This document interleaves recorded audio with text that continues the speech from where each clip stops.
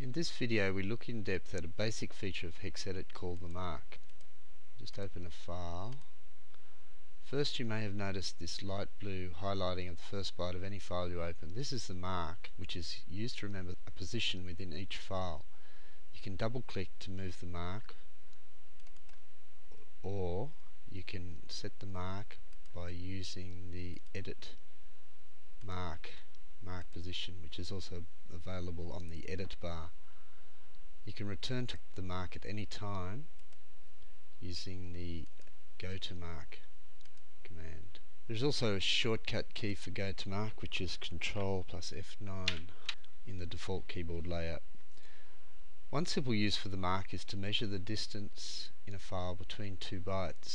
To do this, you place the mark at 1 byte, and as you move the cursor, there are panes in the status bar that show the distance to mark. To see these panes, I first need to expand this window a little bit so you can see them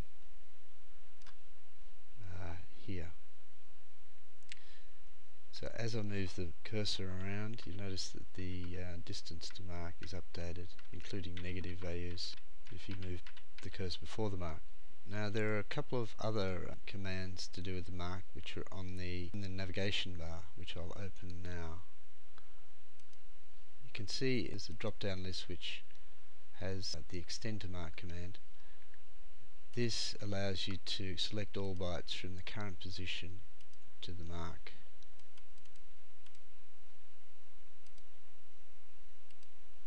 This is useful for making large selections, which I will demonstrate later in a video on working with large files. You can also do this with the keyboard by holding down Shift and pressing Ctrl F9. The other command is to swap cursor with the mark. This is particularly useful in keystroke macros, which I will show later in a video on macros. The mark has many other uses, for example in the Find dialog.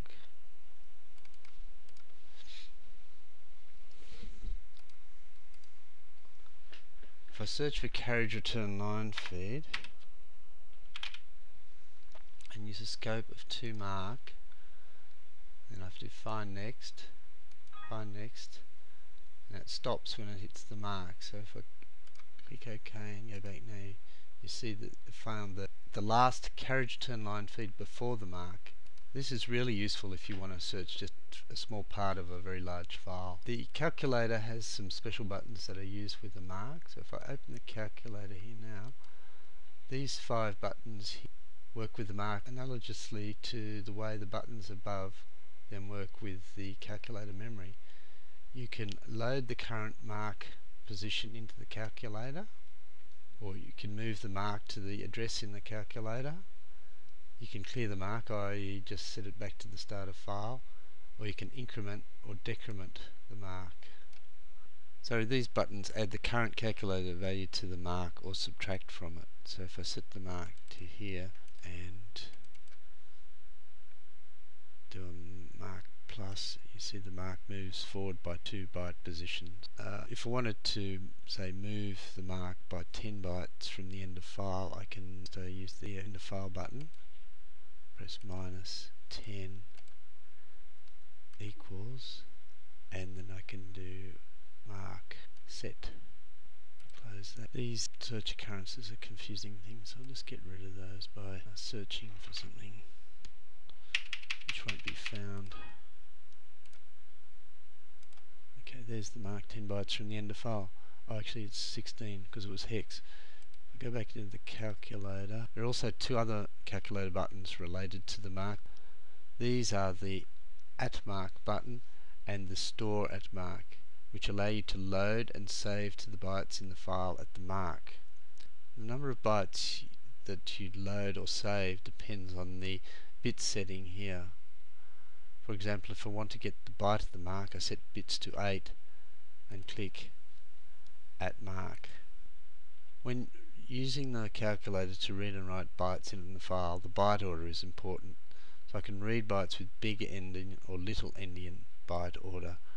If I set the mark here and read, say, 16 bits with big endian byte order, I will get 7769, but if I use little endian byte order, I'll get 6977.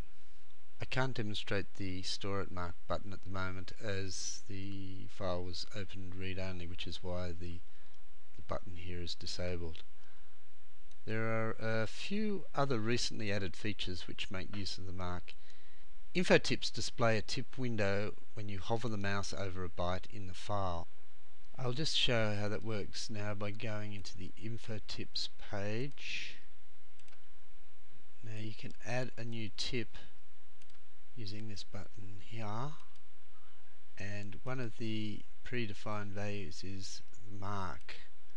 There are already some predefined info tips, so I'll just use those. So I'll delete that one and just turn on the distance from mark in hex and in decimal, and we'll decrease the transparency. Now as you move the mark over a byte, it shows the distance from the mark to that byte in hex and decimal. The major new feature in HexEdit 3.5 is the aerial view, which I'll turn on now. You can see the boundary of the mark. These marching ants show the byte where the mark is. This one shows where the selection is, and it's also shown in the border where the mark is. If I zoom out again, oops.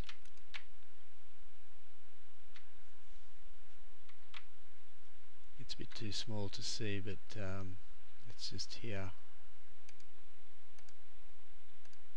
Finally, also added in 3.5 was floating templates. This allows you to create a template that can move wherever you want simply by moving the mark. I'll demonstrate that by creating a new template. Now this template, obviously you can have much more complicated templates, but for this one I'll just demonstrate by adding an integer field, data field. Just call it data, and make it a 16-bit integer, and I'll display it in hex. I'll turn on the data column by right-clicking the column's header. Now, currently this is showing the first 2 bytes of the file, but if we want to make it floating, we can insert another data field before it with, I won't give it a name, but I'll give it type none, and I'll give it a length of mark. This will lead up all bytes to the mark, so when we set the mark, we can have the following bytes will move to that position. I'll just say I don't want to give it a name because when I turn off design mode, I don't want that element to be displayed. And actually I'll do the same thing for this one. Get rid of the name. So this field eats up all bytes to the mark. This displays a 16-bit integer, and this data field eats up all bytes to the end of file. Just turn off design mode. Notice we've got one data field. If I move the mark here, refresh, you'll see that the data field has been changed to match the mark. Obviously you can do much more powerful things with templates, but that's a topic for another video. You'll also see the use of the mark in later videos on templates, expressions, and the calculator, and various other things.